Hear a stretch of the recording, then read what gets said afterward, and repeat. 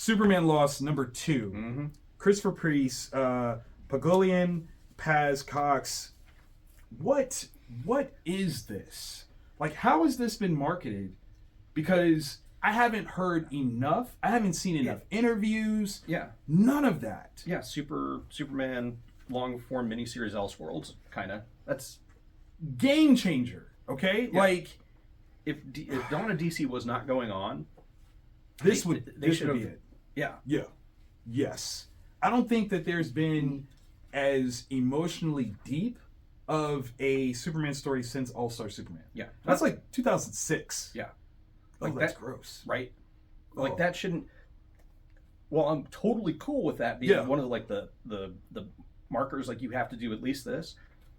It's sad that there hasn't been something since. Right. Because with a character as iconic as Superman, Mm-hmm. but this creative team, Jiminy Christmas. Yeah. They start out with like your basic, good of the many type situation. Mm-hmm. Like there's a spaceship that has like some warp kind of drive. like, but it's like a black hole, and if Superman's he's the only one that can do it. He can only one get in there and kind of complete the circuit and prevent it from going massive and like sucking the Earth into nothingness. Right. But in the process, Superman disappears. Yeah. We don't in the first issue. We don't know where he went to. He's come back, but he's seen some stuff. Yeah, he's seen some stuff, and there's been like a huge span of time for him that hasn't been for everyone else. So that's going to be like a crazy piece of this one.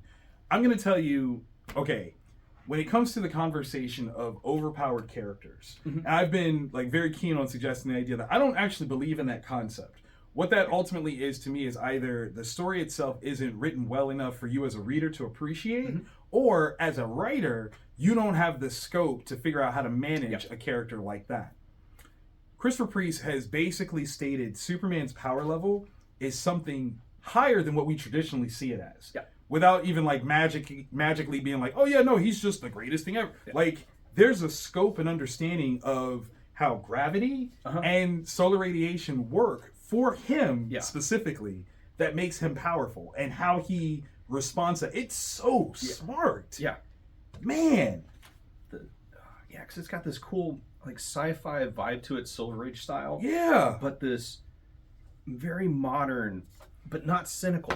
Right. Which I always feel like cynical is part of the Yeah. It's still very much Superman, as hopeful as like he can help make things better. And we get these two different alien cultures that he interacts with. And like one of them, I don't know, I call them space Jawas, but like Jawas are already space. And like they're confused by him. They're very confused. Like, wait, what? Because how rare is someone like Superman, right? Just in the universe in general.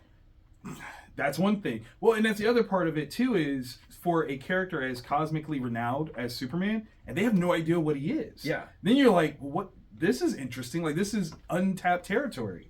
And it goes into, yes, there's this huge mythos within DC Comics of all these spacefaring races and things like that. But what happens if you just create something new? Yeah. And you explore. You get to, tell interesting stories.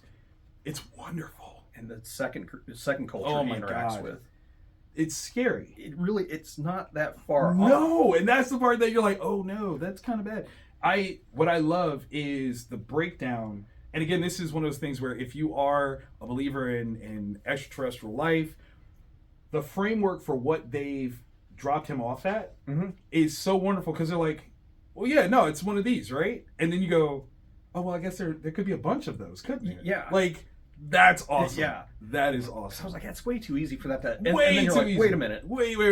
And you go, oh, well, depending on where you are, like, that could be very common, actually. So, and wonderful. To see him have a PTSD type response to something. God. How vulnerable. Like, this is a dude who is basically a demigod. Yeah. Having that kind of reaction where the person who has to tell him what to do makes sense. What it is that he's doing makes sense. Like, man, there's so much. Yeah, it's that's your unconscious. Like, oh crap, I gotta do this. You're like, no, you're fine. You're like, am I? I don't think I am. Yeah. So man. good times. Yes. Good times.